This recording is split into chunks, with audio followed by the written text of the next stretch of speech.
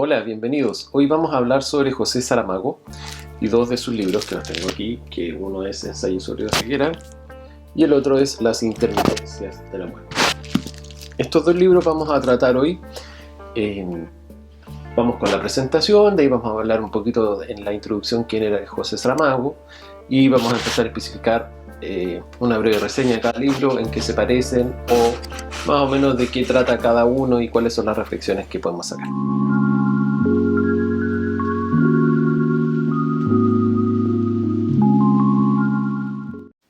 Bien, vamos a comenzar por contarles quién fue José Saramago, qué premios obtuvo y cuáles fueron sus obras más destacadas. Comencemos. Saramago fue un narrador y ensayista portugués. Fue Premio Nobel de Literatura en 1998. La obra de él se caracterizó por interrogar la historia de su país y las motivaciones humanas. Se dio a conocer en 1947 con Tierra de Pecado, novela de corte realista que no suele incluir en su bibliografía. Después de un largo periodo de silencio, en 1966 publicó Los poemas posibles y en 1970 Probablemente Alegría, colecciones de poesías en las que, tratando con fina ironía sobre temas del amor y del erotismo, renovó con vigor el lenguaje poético tradicional. Su obra de los últimos años incluye novelas, diarios y otras publicaciones, conjunto entre el que deben citarse Historia del Cerco de Lisboa, Todos los nombres y la obra teatral In Nomine Dei, En el Evangelio según Jesucristo, visión alternativa de la vida de Jesús de Nazaret, se deja ver que el humanismo de Saramago, enfrentando cualquier planteamiento dogmático y que resuena siempre detrás del escepticismo que caracteriza en gran medida su punto de vista. Bien, vamos a comenzar con este Ensayo sobre la ceguera.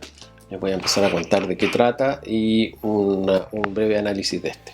Ensayo sobre la ceguera comienza con una persona manejando un automóvil, el cual está en la luz roja, y al hacer el cambio de luces se da cuenta que empieza a perder la vista. Ahora, esta ceguera se caracterizaba por algo, que era una ceguera blanca y que era transmitible. La gente de este lugar empiezan todos a contraer esta extraña ceguera. Ahora, dentro del libro son 6 personajes los que son los personajes principales. Está esta persona, hay un doctor, la esposa del doctor, hay una niña, hay un taxista y otros personajes más.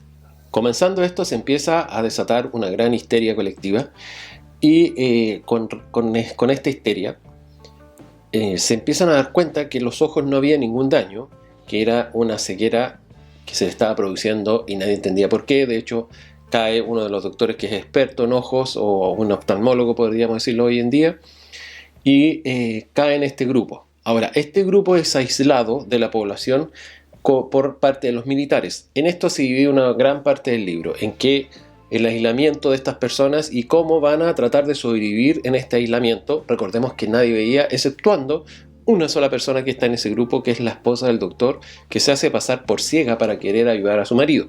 Obviamente, en este despliegue los llevan a un manicomio y a otros lugares, y empieza primero un primer grupo entrando aquí. ¿Y cómo son las interacciones de este primer grupo? Cómo ellos tratan de empezar a adaptarse a esta nueva vida, empezar a adaptarse a no ver absolutamente nada. Contaban, por supuesto, con la ayuda de la esposa del doctor, pero se empieza a notar la desesperación de ellos mismos de no entender cómo podían hacer cosas tan básicas como, por ejemplo, ir al baño. En la segunda parte del libro ya la epidemia se ha expandido y esto, no voy a relatar todo, salen de ahí, de este lugar. Antes que eso, hay un segundo grupo que llega que les provoca bastantes dolores de cabeza, que son tipos bastante misóginos, que son tipos que quieren abusar de las mujeres, que lo que quieren es sexo con ellas, que hacen intercambio por alimentos, etc. Salen de ahí y la gran guía de este grupo es la mujer del doctor, que insisto que ella no está contagiada. Y se ve cómo subsisten, cómo tratan de salir adelante con esta epidemia. Y por supuesto esta mujer es relevante dentro de todo el libro. Ahora, de un momento a otro comienzan a recuperar la visión. Hasta ahí voy a dejar como el avance y ahora veamos algunas reflexiones sobre esto. Explicado todo lo anterior, este libro, la reflexión que te hace es lo principal que motiva al ser humano dentro de este libro es el miedo. Y el cómo poder adaptarse a esta nueva realidad. Es bastante potente porque si nosotros hacemos un análisis con otras, digamos, situaciones parecidas, siempre hay un enemigo externo, o hasta si lo vamos a la ficción, zombies o lo que ustedes quieran ver. En este caso es la ceguera y el hombre mismo, cómo se enfrenta uno con el otro por sobrevivir, cómo se enfrenta uno con el otro por tratar de adaptarse a una nueva realidad. Por supuesto, otra reflexión que podemos llevar con este libro es la deshumanización de un gobierno y cómo muestra que hay seres humanos que los va a catalogar de primera o de segunda categoría. Lo otro muy impactante a veces en el libro es que no se nombran los nombres de las personas y no dicen los nombres porque simplemente ellos ya no se ven. Entonces dicen que como que era irrelevante conocer el nombre de otra persona sin poder conocer su cara o lo que lo identifica realmente. Pero si nos vamos a la esencia misma de las personas, no es tu rostro ni es tu físico lo que te identifica. Entonces es como un poco fuerte leerlo y tratar de comprender esa parte. Vamos a hablar en este momento sobre el segundo libro, que es Las intermitencias de la muerte. Esto comienza con un año nuevo en un lugar, en un país que no es mencionado tal con nombre, sino que hablan de un país. Ok, este país de un día a otro aparece sin que haya muerto nadie. Entonces, claro, les llama la atención el primer día, pero después se empiezan a dar cuenta que en este país no muere nadie. Entonces, al no morir nadie, se empiezan a producir una serie de conflictos. Entre esos conflictos, primero, surge la iglesia. La iglesia, representada por los máximos exponentes de ella, y que dicen simplemente, oye, si no está muriendo nadie, nuestra religión está en pausa o no sabemos si Dios está interviniendo en esto o no. Porque si no hay resurrección, no se cumple con el mandato básico que genera la Biblia y otros. Por otro lado, el gobierno se empieza a preocupar por el tema de las pensiones. Porque ¿cómo iban a pagar pensiones a personas que no iban a morir, que iban a seguir? Otro eje es el tema de los enfermos terminales, que tampoco estaban muriendo en los hospitales. Y por otro lado, las funerarias también empiezan a perder su negocio. ¿Cuál era su negocio? Obviamente enterrar muertos, pero en este minuto, cuando se dan cuenta que no está muriendo más gente, cambian su rubro y empiezan a enterrar animales. ¿Ya? Empiezan a tratar de adaptarse. Y por otro lado también está el gran recelo de que otros países fuesen a atacar este país para apoderarse de su virtud, que era que nadie moría dentro de ese país. Entonces tenemos toda esta primera parte en cual se desarrolla una conversación, un caos entre lo que supuestamente debería ser normal, que es morir, y que ahora deberían adaptarse a esta nueva realidad de no morir. En la segunda parte de este libro, aparte de todo lo que ya mencioné, empieza a aparecer un grupo conocido como la mafia, pero escrito con PH, no con F, ¿ok? Este grupo, la mafia, se encargaba de sacar a las personas hacia el borde externo, o sea, la frontera del país, para que pudieran fallecer o morir. Entonces su negocio era que las personas murieran. De repente, este libro pega un giro, un vuelco, y saltamos con una segunda parte en la cual la muerte, sí, la muerte, anuncia a través de unas cartas que en 7 días más se iban a reactivar las muertes como tal y que le da un plazo a las personas que iban a morir. La muerte lo anuncia a través de una carta, que esta carta se hace pública y la leen para la población. Pero a su vez la muerte envía unos sobres púrpuras a las personas que van a morir para darles el tiempo de preparar testamento, de prepararse para la muerte, etc. Es como que la muerte hace un pequeño paréntesis ahí y dice, ok, le vamos a dar la oportunidad a los que van a morir de poder programarse antes y poder despedirse de sus seres queridos, dejar testamentos o lo que sea. Entonces a través de estos sobres púrpuras la muerte se comunicaba con los que iban a fallecer. Ahora, para la muerte hay un caso que es atípico, que se devuelve un sobre y nadie entendía por qué. Y la muerte decide investigar ahí. ¿Qué estaba pasando en ese caso específico? Cuando va a investigar se da cuenta que es una persona que toca violonchelo para una orquesta que vive solo y que vive con un perro. La muerte lo está observando, está sentada porque la define como mujer, y mientras observa el perro con esta persona a dormir, el perro se sube a sus faldas o a sus piernas y la muerte siente como el calor o la cercanía del animal.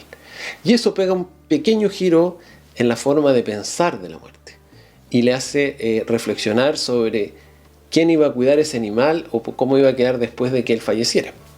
Pegado a ese giro, la muerte le da una oportunidad a este tipo, y no voy a cerrar el libro porque si no se los voy a matar, pero pega un giro más o menos entretenido. Entonces toda la mitad del libro es como lo especifiqué: problemas de gobierno, problemas de personas, y la otra mitad es la muerte, y la muerte caracterizada y hecha carne como mujer, porque hay veces que se presenta y habla con las personas, especialmente con el tipo este que toca violonchelo. ¿Cuáles serían algunas reflexiones que puedo dejar sobre las intermitencias de la muerte? Primero, el cómo el ser humano se ve atrapado en pequeños cambios que le puedan producir, bueno, este es un gran cambio que es dejar de morir, pero cómo su vida gira en torno a cosas que son parte de la vida. La muerte es parte de la vida. Y cómo esto genera una revolución en cuanto a lo religioso, gobierno, como lo expliqué, que empieza a aparecer un grupo conocido como la mafia, también como lo expliqué, y cómo el ser humano empieza a trastocar esto, a cambiar esto para de alguna forma tomar provecho, si se quiere ver así, de la situación. Ahora, creo que la segunda parte del libro, cuando la muerte empieza a visitar a esta ciudad o a este país, mejor dicho, la segunda parte del libro creo que es la humanización de la muerte el principal factor ahí. El cómo la muerte nos observa esta vez, ya sin ser solamente lo clásico que se ve, que es la muerte con la guadaña, que es la muerte vestida negra. Ya esta muerte es una mujer transformada en una mujer. Esta mujer se implica sentimentalmente con el último personaje. Empieza a despertar cierta curiosidad en ella. Esto, por ejemplo, de que él tenía un perro, cómo era la relación con un animal, por qué tenía un animal. Se empieza a explicar por qué la soledad que vivía este hombre. Por un lado tenía ese compañero, pero también empieza a darse cuenta de la fidelidad o la lealtad que hay entre los dos, en pequeños gestos que hay ahí en el libro, por ejemplo, de levantarse de que dormían juntos, que cuando iba al baño el perro le seguía, etc. Ahora, la muerte en sí creo que es el personaje más de reflexión que podemos hacer ahí, y cómo cambia sus valores, cómo cambia su moral para adecuar el final del libro, porque habían cosas que la muerte se tenía que ver, entre paréntesis, como forzada a hacer. ¿Qué semejanzas tienen los dos libros? Que los dos libros hay un evento que hace que la sociedad se mueva de una u otra forma. En uno es la ceguera, en otro es parar de morir. ¿Qué otra semejanza tiene el escritor en los dos libros? Que no aparecen nombrados las personas, no aparecen por su nombre, generalmente aparecen por su profesión. ¿Qué puedo decir de los dos libros? Creo que me quedo más con las intermitencias de la muerte en esta segunda parte, pero me quedo más con la primera parte de Ensayo sobre la ceguera, cuando la plaga está como tal, y el final, que aquí en el final hay una relación que hay entre una mujer más joven con un hombre un poco más viejo, que cuando estaban ciegos se llevaban muy bien, pero cuando vuelven a retomar la vista, ella lo ve como lo que es, una persona de edad más viejo, y lo empieza a rechazar. Esa reflexión es bastante fuerte en el sentido de decir, oye, te gustaba la persona por lo que era internamente, externamente ya te dejó de gustar. Y eso es una reflexión bastante fuerte que uno se hace con el escrito que sale ahí. Bueno, espero que te haya gustado esta reseña, espero me dejes tus comentarios, me sugieras libros, te invito a suscribirte si es primera vez que me ves, a dejar un me gusta, y nos estamos viendo en mi próximo video. Adiós, muchas gracias por acompañarme.